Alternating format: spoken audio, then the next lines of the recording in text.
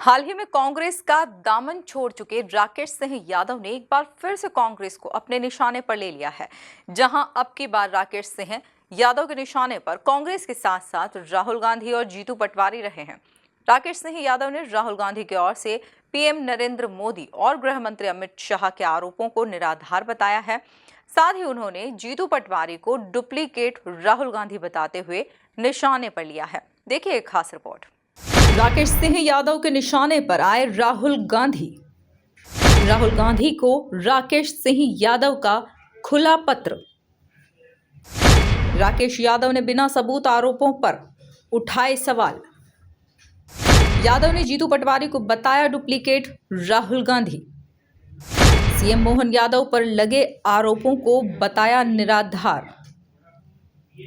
राकेश सिंह यादव ने मीडिया से बातचीत में बताया कि राहुल गांधी ने पिछले दिनों पीएम नरेंद्र मोदी और गृह मंत्री अमित शाह पर तमाम आरोप लगाए हैं, लेकिन उनमें से एक भी आरोप वह सिद्ध नहीं कर पाए हैं। ठीक इसी तरह से डुप्लीकेट राहुल गांधी यानी पीसीसी चीफ जीतू पटवारी की ओर से सीएम डॉक्टर मोहन यादव पर लगाए गए आरोप पूरी तरह से निराधार हैं, जिस पर उन्हें माफी मांगनी चाहिए।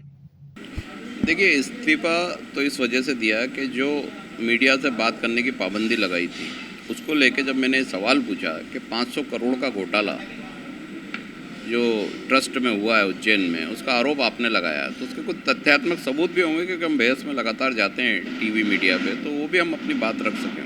तो मुझे जवाब मिला कि अभी तो मौन रहना 5 दिन, फिर बाद में देखेंगे क्या करना है। तो मैंने क्या, मीडिया से मैं लगातार बात करता हूँ, तो मैं डिबेट में शामिल होऊंगा, और अगर आप तथ्य नहीं दोगे तो इसका मतलब है कि फिर जो दिग्विजय सिंह जी ने बोला वो सच है कि आपके पास कोई तथ्य नहीं है। तो तथ्य नहीं है तो फिर आप माफ़ी मांग लो, जैसे राहुल गांधी जी ने अभी शिवराज जी के पुत्र से माफ़ी मांगी है। भाई आप उनसे बड़े तो हो नहीं, वो ओरिजिनल राहुल गांधी है, आप डुप्लीकेट राहुल गांधी हो। तो शायद वो इससे नाराज़ हो गए, और जिस तरह की बातें करी तो मुझे लगा कि अब इनके साथ काम करना संभव नहीं है, तो मैंने वो इस्तीफा दिया। आज इस बात को लेकर मैंने प्रेस कॉन्फ्रेंस करी कि 2013 से लेकर 2026 तक ओरिजिनल राहुल गांधी जी ने जितने आरोप लगाए हैं प्रधानमंत्री और गृह मंत्री पर, वो एक भी आरोप सत्यता तक नहीं पहुंचा। उदाहरण के तौर पर आप शुरू होते हैं तो पहला आरोप क्रोनी कैपिटलिज्म यानी उद्योगपतियों के से मिले होने का आरोप था, उसके कोई तथ्य नहीं आ पाए। उसके बाद नोटबंदी, जीएसटी में तमाम आरोप लगाए, उसके तथ्य न्यायालय तक कुछ भी नहीं आ पाए। फिर राफेल को लेकर बहुत बड़ा मामला खड़ा किया, न्यायालय सर्वोच्च न्यायालय में गए, न्यायालय ने बोला आपके पास दस्तावेज ही नहीं है, वो मामला फिर उन्होंने छोड़ दिया। मुद्दे मतलब लगातार छूटते गए। उसके बाद एमएसपी किसानों की, मणिपुर हिंसा, जाति जनगणना, संविधान का मामला, नीट की परीक्षा का अभी इतना बड़ा मामला उठाया, वहाँ इवेंट करा, राहुल गांधी जी मिलके आ गए। और उसके बाद अगर 2004 से 13 तक देखें तो यही पीएमटी का 2004 में पेपर लीक आउट हुआ था।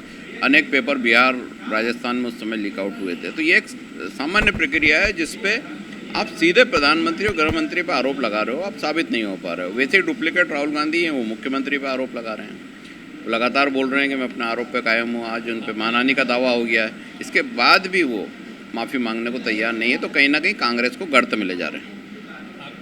इसी के साथ राकेश सिंह यादव ने कांग्रेस के खराब होते हालातों का जिम्मेदार राहुल गांधी की टीम को बताया है। साथ ही उन्होंने कांग्रेस को लगातार मिल रही हार का कारण बताया है। और वो उनकी टीम, चाहे जयराम रमेश हो, सचिन राव हो, केसी वेणुगोपाल हो, सब ऐसे बोगस लोगों की टीम है। उन्हीं की वजह से उनको अभी न्यायालय में माफ़ी मांगना पड़ी, क्योंकि गलत जानकारी दी थी और उन्होंने गलत आरोप लगाए थे। आप हर बार एक आरोप लेके जाते हो लोकसभा में प्रधानमंत्री के खिलाफ, गृह मंत्री के खिलाफ, आप उसको सिद्ध ही नहीं कर पाते हो। ये अभी हम 13 से 26 तक देख रहे हैं, हम अगले चुनाव में जा रही है कांग्रेस, तो आप जनता क्यों यकीन करेगी? आप हर मुद्दे को छोड़ के भाग जाते हो, छुट्टी मनाने चले जाते हो, बेकाक पटाया, वापस आते हो, फिर एक नया मुद्दा, फिर आप जोश के साथ ज़मीन पर उतरे, दौड़ा भागी करी, फिर वो मुद्दा हवा में गायब हो जाता है। एप्स्टीन फाइल का मुद्दा लेके आए, वो गायब हो गया, कुछ भी तो नहीं है।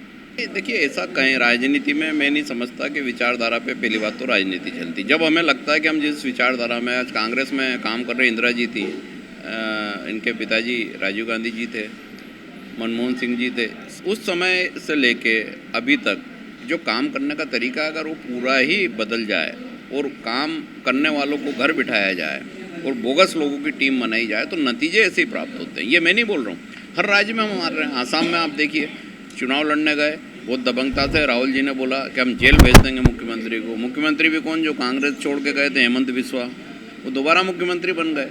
इनका जो दावेदार था 19 सीट भी नहीं ला पाया, 18 सीट मुस्लिम समाज की, एक अन्य समाज की। क्यों हुआ? जबकि हम वहाँ जीत सकते थे। इसलिए हुआ कि आपका ज़मीन पे कुछ नहीं था।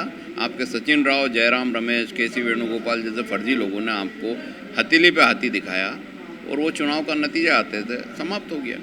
तो इस तरीके की राजनीति देश में जब तक आप हिंदी प्रदेशों में स्थापित नहीं हो सकते, आप इस देश की सत्ता में वापस नहीं लौट सकते, ये राहुल गांधी को बेहतर समझना चाहिए।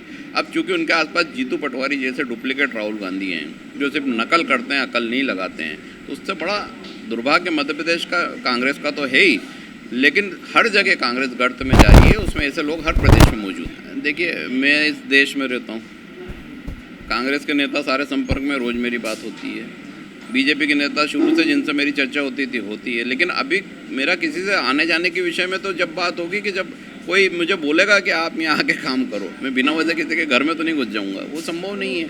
लेकिन जिस घर में मैं था, अगर उस घर में इतनी बुरी स्थिति हो गई है तो उसकी बुरी स्थिति बताना तो आवश्यक है कि सच बता के तो हम जाएँ कि अगर वो संभल सके तो संभल जाएँ, और नहीं संभले तो कोई बात ही नहीं, आप गर्त में जा रहे हो और गर्त में चले जाओ।